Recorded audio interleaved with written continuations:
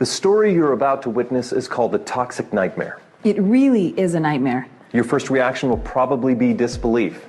It's very likely that in the next few minutes you'll be running into your garages, looking under your sinks, Checking out your bathroom cabinets and reading the labels of your makeup and personal care products. If you have children or grandchildren, all the more reason. So this message is both a warning and an expose. Ask yourself this: why is there such an epidemic of ADHD amongst our children? They can't even concentrate in school anymore.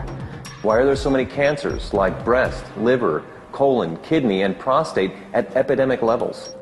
Why are birth defects in brain, liver, and kidney disease such national issues? Sinus and asthma problems have also become major health issues. And why are so-called old age illnesses now attacking our children? What's going on? The short of it is that our immune systems are breaking down. Drug companies can't work fast enough to give us remedies to fix our illnesses. The problem is that their remedies often cause side effects that are worse than the illness itself. In the next few minutes, we'll discuss a primary cause of these health issues, and then we'll discuss the solution. We'll even touch on a way to benefit financially by becoming a part of that solution. Let's be specific. We're going to mention some seriously toxic ingredients. We'd like to issue a challenge. Don't take our word on anything. Don't just listen to this message. Make some label comparisons. Then you'll really be shocked. Here's a short list of the top 12 toxic ingredients you'll find in your home. In fact, we call these the Toxic 12. We'll talk about 5 of them in some detail. Once again, check these ingredients against the products you use. First, propylene glycol, butylene glycol, or ethylene glycol. Now run into your garage and check your antifreeze. Antifreeze is one of those glycols. Now, check your facial cleansers, shampoos, conditioners, toothpaste, underarm deodorants, and baby products. These glycols act as surfactants, wetting agents, and solvents. They penetrate the skin fast, weaken protein and cellular structure. They're strong enough to remove barnacles from boats. The EPA warns us not to pour them into our soil, yet we smear them on our bodies. Contact with these glycols may cause brain, liver, and kidney malfunction. Yet, about 1/3 of all the beauty and personal care products you use morning, afternoon, and evening contain them and do not have a warning label. Why are these glycols used in such abundance? One answer: they come cheap. The non-toxic ingredients needed to replace them are far more expensive. Now propylene glycol is being added to many of our cookies and ice cream. It keeps them softer. You put petroleum in a cookie, and 100 years from now, it'll be soft and tender. Second, sodium hydroxide. This time, check under your sink. Check out your Drano or other sink and oven cleaners. Especially check the crystal or dry Drano. Crystal Drano is 100% sodium hydroxide. This is a poison. Read the warning label. Look at the skull and crossbones. Yeah, it's caustic soda lye. You'll find sodium hydroxide in most common toothpastes, especially the ones claiming total or extra whitening.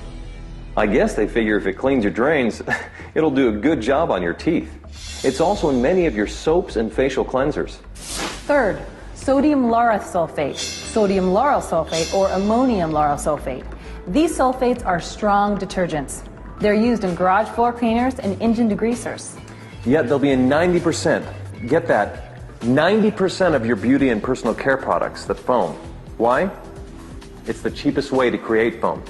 They're linked to eye damage, depression, diarrhea, skin irritation, and even death. Our bodies retain these sulfates for extensive periods of time. This means that even smaller dosages amount up to higher and higher levels of toxicity in our bodies. Think of what that means to smaller bodies, like infants and children. Think of the unborn infants. Any wonder why attention deficit and learning disabilities are at epidemic proportions? Fourth, DEA, MEA, or TEA. These are hormone-disrupting chemicals with ties to cancer. They're restricted in Europe, yet used freely in the U.S. The EPA says that repeated applications result in major increases in liver, breast, and kidney cancer. The risk is significantly increased in children. Fifth, PEG, or polyethylene glycol. This is a carcinogenic petroleum compound that reduces the skin's natural moisture. Prolonged use seriously ages the skin. In addition, it has links to all forms of cancer. The higher the PEG content, like PEG 20, 50, 100, or 120, the worse it becomes. Sixth, DMDM or urea. These are preservatives that release formaldehyde. 7. Mineral oil. It's another petroleum product that coats the skin like saran wrap. Baby oil is 100% mineral oil. 8. Triclosan. It's a synthetic antibacterial with a chemical structure similar to Agent Orange. The EPA registers it as a pesticide. 9. Parabens, or anything that has paraben as part of its name. They are hormone-disrupting chemicals. 10th, isopropyl alcohol. It ages and dries the skin, promoting wrinkles and brown spots. 11th, FD and C color pigments. These are synthetic colors from coal tar. They scored the highest mark on the toxic scale. 12th, fragrances.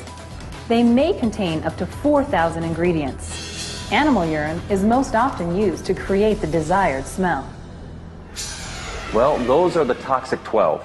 There's another 100 or so that should receive dishonorable mention. Additional toxicity information can be found at safecosmetics.org. Check it out. By the way, guess which occupational group has the youngest death rate? You probably guessed it. Cosmetologists. That's obviously due to increased exposure to these chemicals. Just an FYI, lawyers have the next youngest death rate. You can figure that one out for yourself. You might be asking why this is allowed to take place. Easy answer. In 1938, the cosmetic industry was granted self-regulation.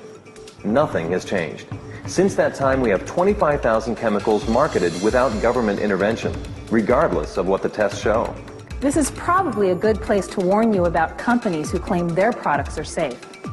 They'll tell you not to panic, that they use food-grade or cosmetic-grade glycols, sulfates, solvents, or parabens. They'll tell you how mild they are and that the critics are going overboard. It's the same thing some said years ago about smoking. Smoking can't hurt you. Smoking's not a threat to health. Well, that certainly wasn't true.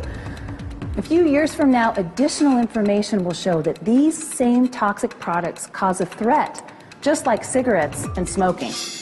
Women use nearly 200 toxic ingredients daily in their routine, and men use nearly 100.